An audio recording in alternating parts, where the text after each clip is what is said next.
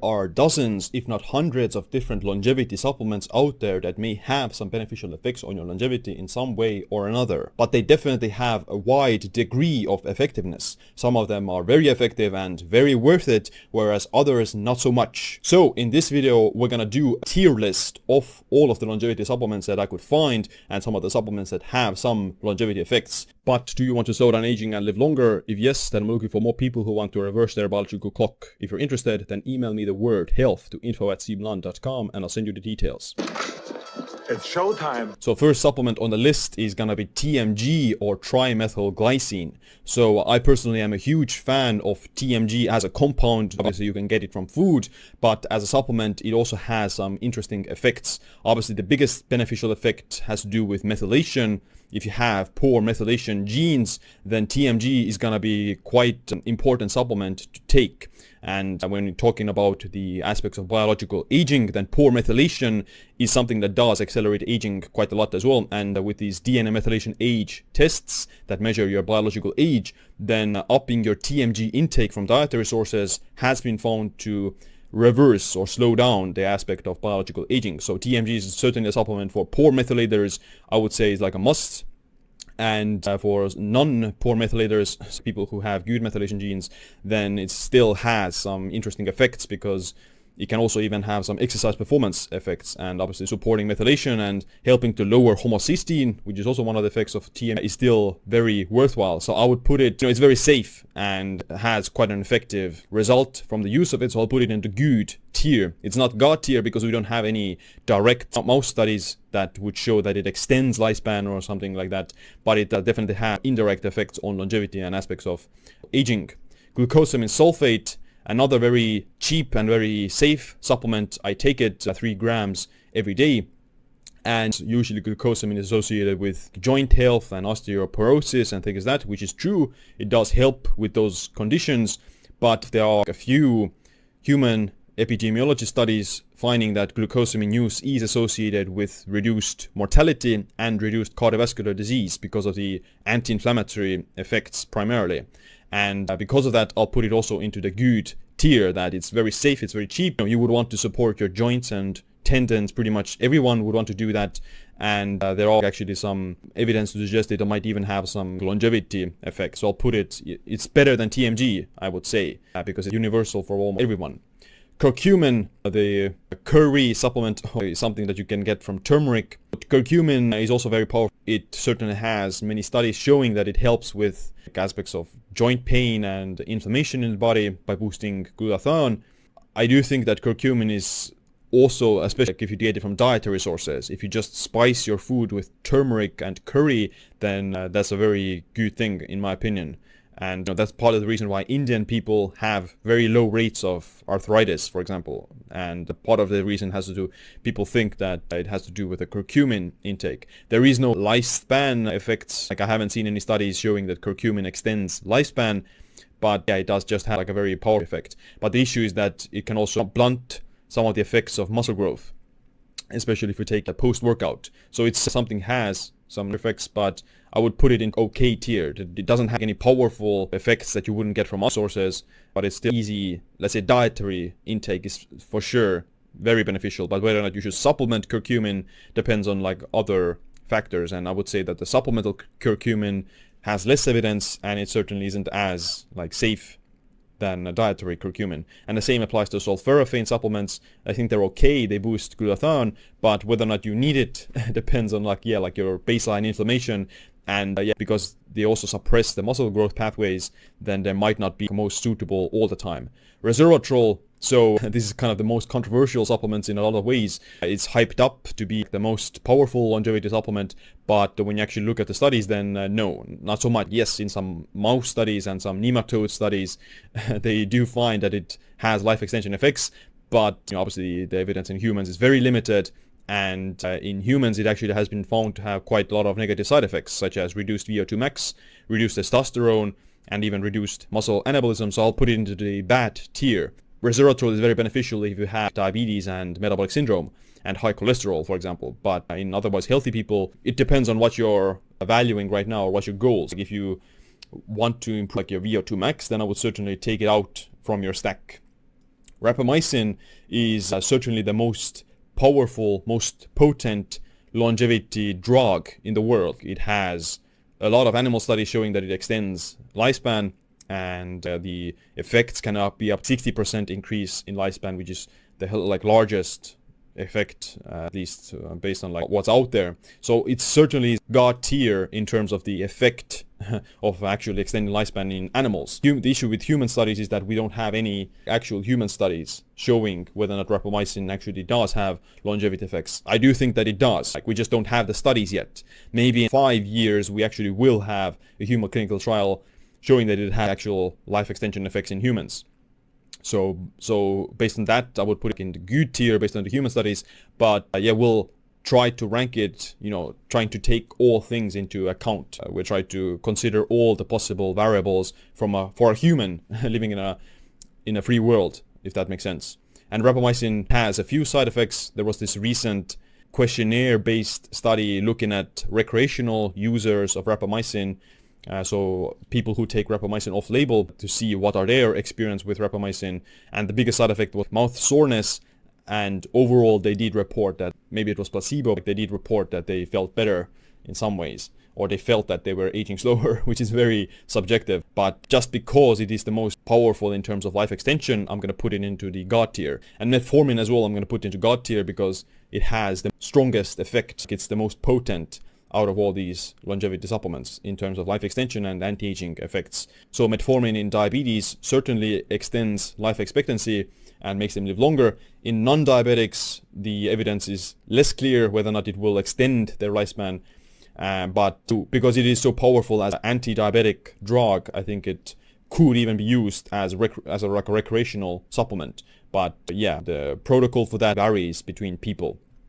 Berberine is considered natural metformin that has similar effects in terms of lowering blood sugar, but it is a good alternative for a non-diabetic person who wants to stimulate similar pathways in the body as metformin does, but with less side effects. So metformin also has some side effects in terms of VO2 max and testosterone and growth. But berberine still can inhibit muscle growth, so it's not, it's not a get out of jail free card. It has similar side effects. So I'll put it into a good tier because it's a good way to mimic some aspects of rapamycin use or metformin use without actually taking these compounds. And there aren't a lot of life extension effects from berberine, but it does again help with aspects of metabolic health and diabetes. So you can use this on cycling it. If you don't have diabetes, then you just cycle it on some days. Creatine is good. So creatine has both cognitive and physical benefits that are beneficial for slowing down aging and longevity. So that's why good tier, but it doesn't have any life extension effect. Giving even creatine to animals hasn't extended their lifespan. So it is a more health span supplement, which means that it's extending your health span. You maintain functional fitness and longevity for longer, but you don't necessarily live longer. So it's certainly a very good supplement. The only downside to creatine can be that for some individuals it could cause damage to the kidneys.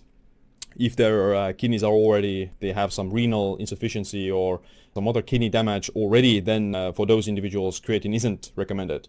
But creatine can also reduce VO2 max if you take it. So if you're trying to boost your cardio or trying to increase your VO2 max, then I wouldn't use creatine in that period of time.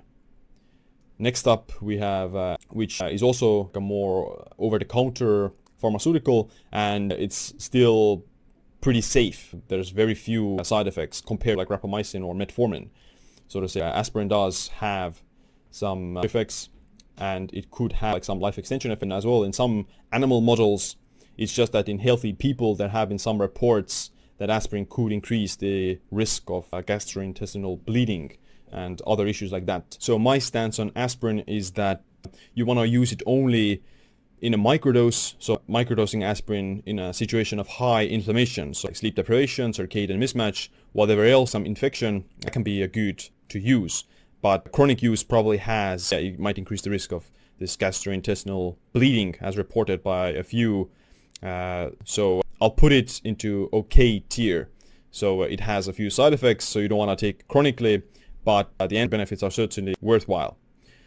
calcium alpha ketoglutarate. So this one is interesting. Calcium alpha ketoglutarate is not the same as the regular alpha ketoglutarate, and we have at least one study showing that using the calcium alpha ketoglutarate supplement reduced biological age in humans as measured by the DNA methylation clock, the Horvath's clock.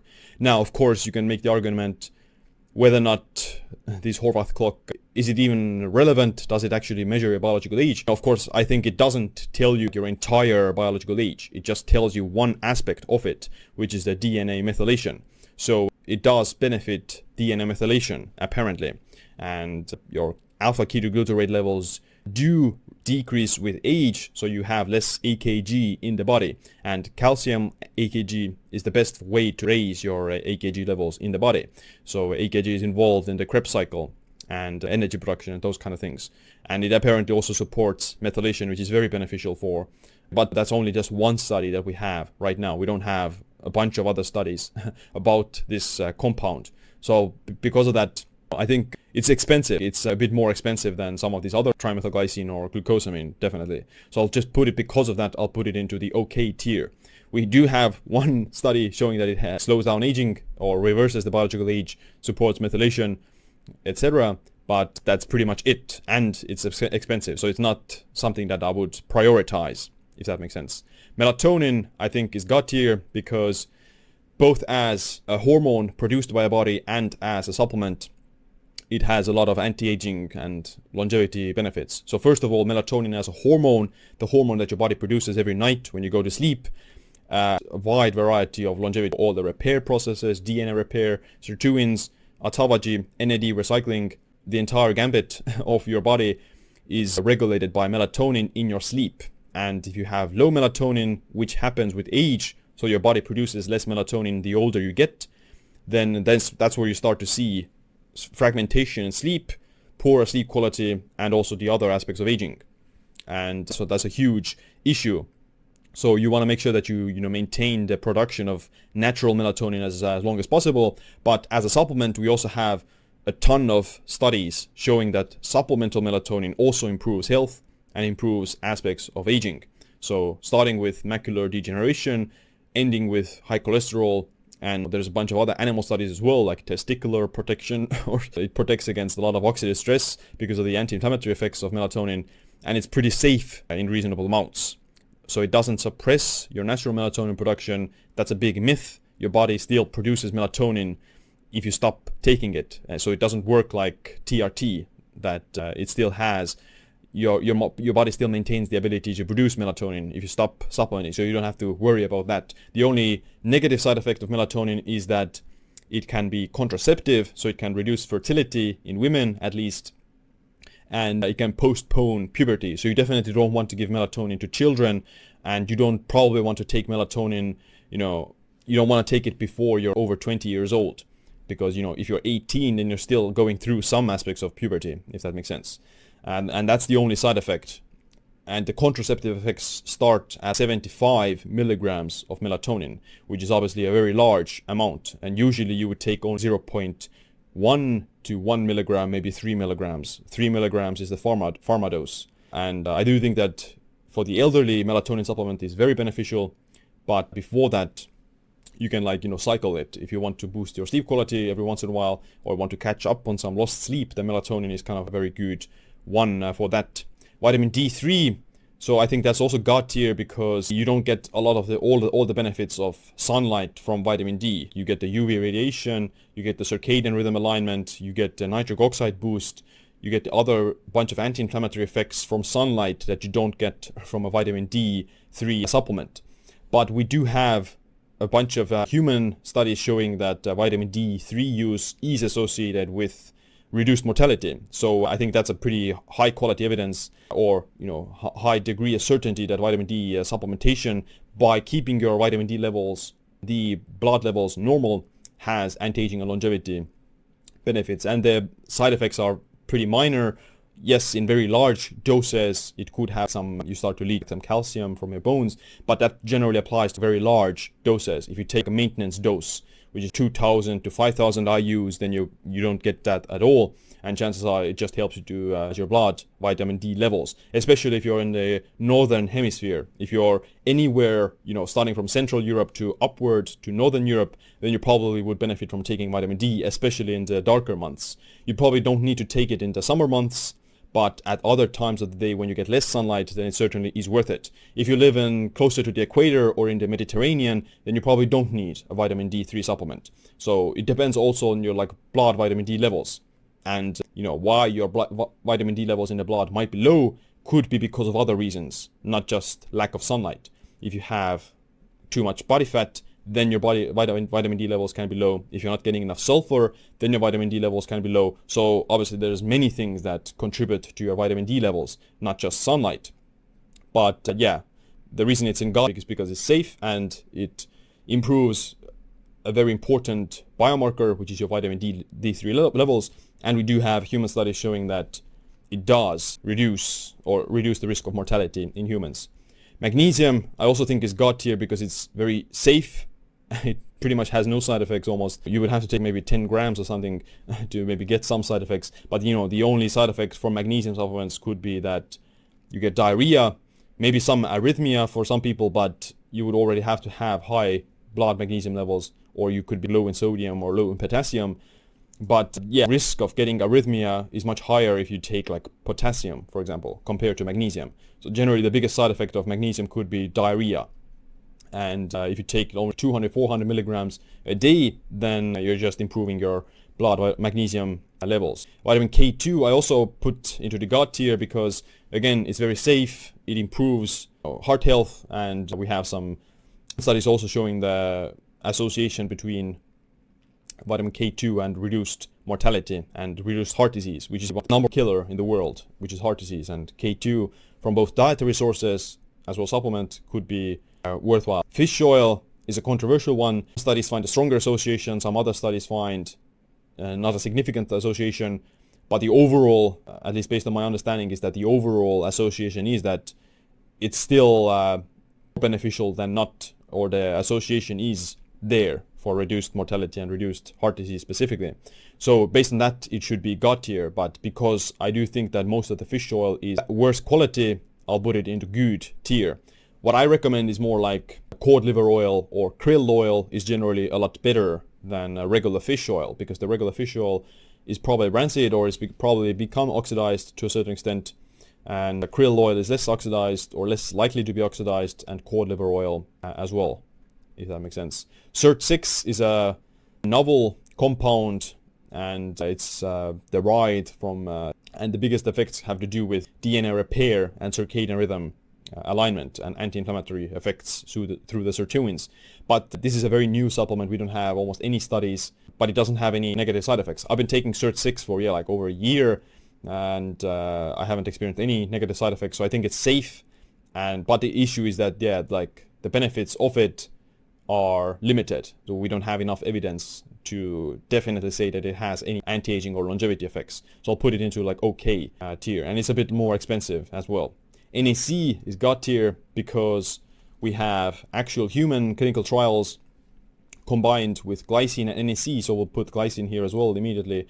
So the glycine NAC combo, it could be even higher here. I think it's a kind of staple in a lot of ways, that both the glycine and NAC increase your glutathione levels, and we have human clinical trials showing that the GlyNAC combo reduces hallmarks of aging and improves functional outcomes of aging, like muscle strength and gait speed and just body composition. So all those things improve upon the use of glycine and NAC. So we have at least a dozen, I think, of human trials with this combo of supplements, and it's the most safest and most researched actual longevity supplement in humans. And I'm a huge fan of both of these. Glycine has additional longevity effects through increasing autophagy, so the cell recycling. It improves the clearance of junk material from the cells, and the aspect of methionine restriction. So glycine also mimics methionine restriction and prevents the rise of homocysteine, which in excess can increase the risk of heart disease. And methionine in large amounts also is associated with cancer and shorter lifespan in animal models.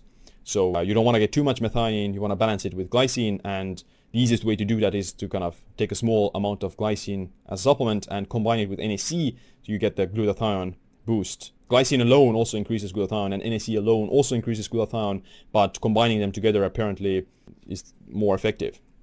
CoQ10, so this supplement is mostly known for mitochondrial function and heart health. Now, we do have some human studies about this, but it's not a lot, and I think that CoQ10, it doesn't have any actual life extension studies or reduced mortality studies. So this NAD booster and nicotinamide riboside, I'm gonna pretty much judge them on the same criteria. So both of them raise NAD levels. None of them have shown to extend lifespan even in animal studies, but NMN at least has some human studies that it improves insulin sensitivity and even improves gait speed. One recent 2023 human study showed that NMN increased walking speed in the elderly, which is obviously good because gait speed is associated with reduced mortality. So the faster you walk, then generally you're in better health, and the lower your risk of mortality. And I do think that NMN certainly has a lot of longevity benefits if your NAD levels are low, but it's, again, the evidence isn't completely there yet, and there could be the aspect of price, so it's more expensive than regular supplements. So I'll put it into good tier, both of these. Both of these are in the good tier because they do improve, at least in terms of energy production and some aspects of metabolic health. But the price is, but we don't have actual life extension effects seen yet, and the price is also a bit higher. Niacinamide, so this one is different from NMN and nicotinamide riboside because it's cheaper and it works through a different pathway. So it works through the NAD recycling pathway, which improves aspects of NAD recycling. So I'm gonna base this higher than NMN and nicotinamide riboside because you want to support the NAD recycling, which is more important than just taking an NAD booster, if that makes sense. And niacin as well, it does raise NAD levels similarly, but it also has additional cholesterol benefits that it improves your lipid profile. The only downside to niacin is that in large doses or to chronic use, it can cause some aspects of insulin resistance, and obviously it creates this flush effect that your skin feels like it's burning. So that's the kind of a negative side effect of that. Quercetin, a senolytic. Now, I think the evidence of quercetin is limited, so I'm going to put it into okay tier. We don't have any life extension effects. It's a senolytic. It helps to clear senescent cells. Same with fisetin. It's also a senolytic. Yes, senolytics may have some benefits for slowing down aging. The senescent cells are a hallmark of aging, and the older you get, the more senescent cells you accumulate, especially in a disease state. And clearing the senescent cells might have some longevity benefits for sure. It's just that we don't have any evidence-based protocols yet, and the human clinical trials are also lacking. So we don't know whether or not, or how frequently or how much senolytics you need to use, in my opinion. Besides that, there's also some other natural ways to clear senescent cells, like fasting, exercise, and those kind of things. So it's hard to say whether or not it's worthwhile to supplement these things. And even then, we don't know how effective these supplements as senolytics are. They certainly have effects, antioxidant effects, but we don't know if they're even effective or we don't know if they have any meaningful effect in terms of senolytics, if the effect is any kind of worth it. Apigenin as well, it's a herb, or it's a compound you get from herbs like parsley and stuff like that. Some of the benefits of apigenin are antioxidant, similar to kind of senolytics. It has senolytic properties. The additional benefit of apigenin is also that it's a CD38 inhibitor, which increases your NAD levels. Now, the issue with apigenin is though that it's quite, if you start taking all of these supplements. That's why the price to benefit ratio is probably not worthwhile. There's natural ways to manage your CD38 levels with exercise and sleep and some dietary sources. So I'd much rather just get the apigenin from the herbs that you add to your food rather than get them from a supplement, because the supplement is pretty pricey. And next up we have taurine. So taurine is the new brother or sister in the club of supplements or longevity supplements because of this recent mouse study showing that taurine supplementation increased lifespan by up to 10 to 15% or 12%, I don't remember precisely. But yes, your taurine levels do go down with age, and taurine might have some beneficial effects in terms of longevity. But we don't have any human clinical trials. It was only a mouse study, so it's too early to say whether or not taurine has actual longevity effects. So based on that, I would put it into a good tier, because taurine has benefits for exercise, it has benefits for endurance and heart function, and it might have some longevity effects as well. And it's pretty cheap. It's not as expensive as NMN. It's as expensive as glucosamine, for example. So it's not an expensive supplement, but it has quite a lot of nice that I think would be worth it. Vitamin C. So this one is, obviously very known, safe, and used antioxidant as a supplement. And besides that, it can also help with collagen synthesis. The issue with vitamin C is that antioxidant supplementation actually is associated with some higher aspects of mortality, especially if you're doing it chronically or in very large doses. So you don't want to take large amounts of antioxidants all the time.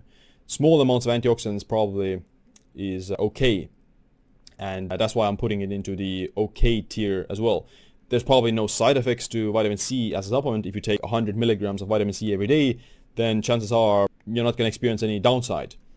You will help with collagen synthesis for sure, and you reduce maybe some aspects of inflammation on the body with a small antioxidant effect.